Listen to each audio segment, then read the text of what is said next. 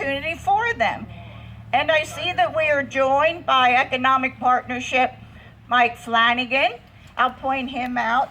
We have Ann Tarantella, the president of Renovo Borough Council. Please come over here, quit this us versus them game. Let's go. It's not.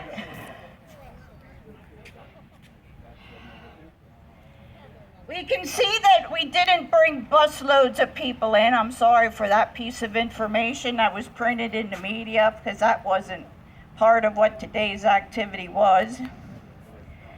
We have several groups represented, the Renovo Residents for a Healthy Renovo. We have the Clean Air Council, and we have Climate Reality.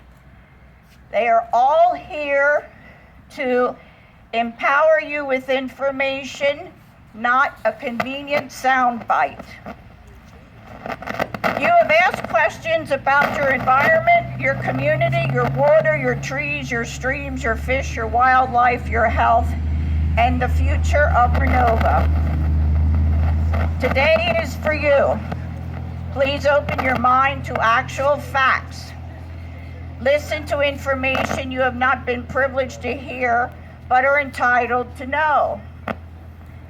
Many of you, as myself, are probably still seeking answers. I don't know if this is good for Renovo. I don't know if it's bad for Renovo, because I don't get any information from the people who are in the negotiations.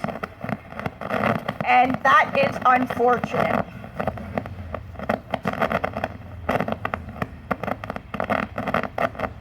I think that without any information, it makes us all weak. We yearn to know more. Many have come to me and said they asked questions of the Renovo Borough Council and other members, and they were told, stop, I can't answer that question, come to a meeting. That made them feel less than invited, less than a taxpayer of Renovo, and that's really not the way we should treat our citizens. We should encourage everyone who has a concern, an idea, to be welcome to the table. I'm sorry that they were made to feel not welcome at the table.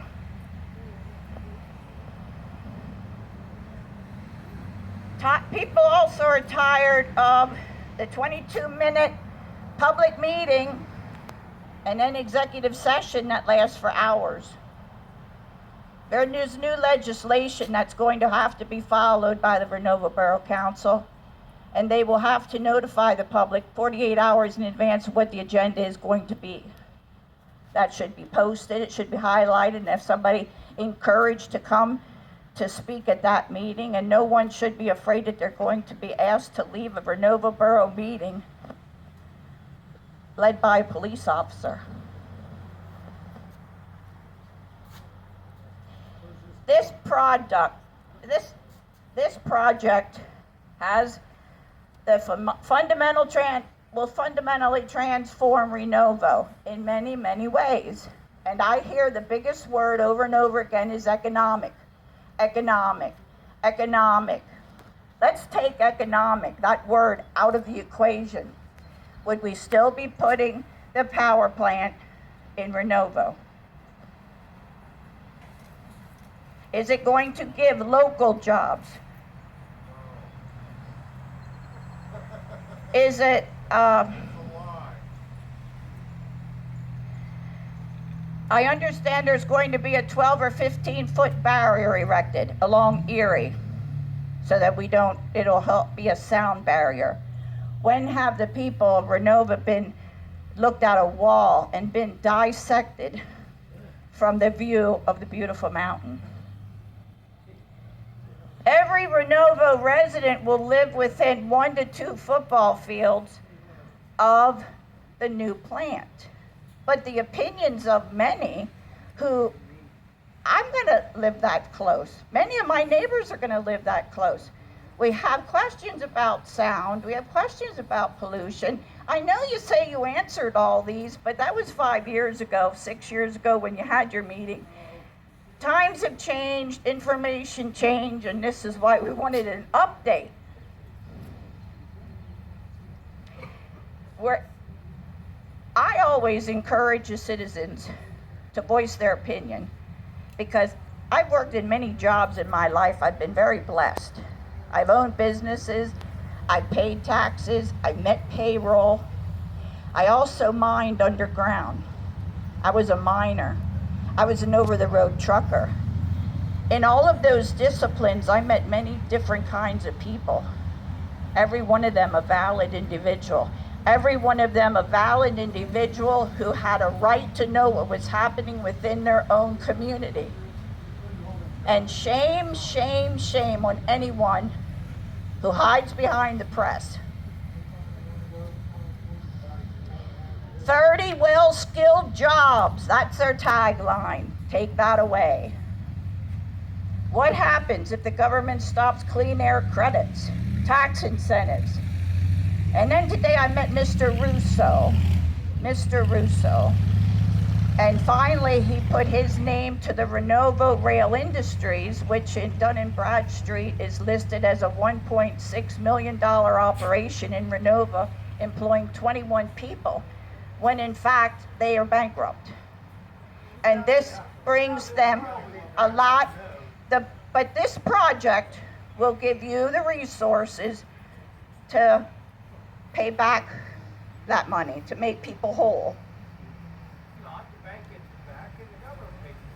Well, you asked me when I was talking with you, you said, who's responsible for the clean? No, it was Mike Flanagan. Well, who's responsible for the cleanup of this? Well, you would be, because you're the landowner.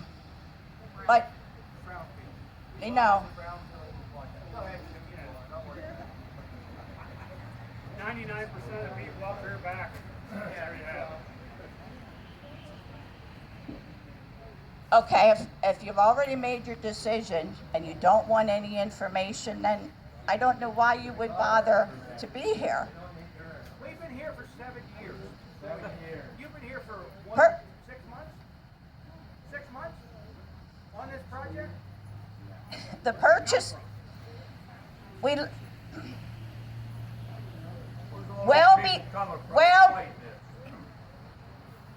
get into that. Well before the days of COVID, Renovo lost several businesses, which has left an incredible void in both our local housing, eateries, and the truth is that these workers will be housed, fed, and use their purchasing power in Lock Haven and surrounding areas. People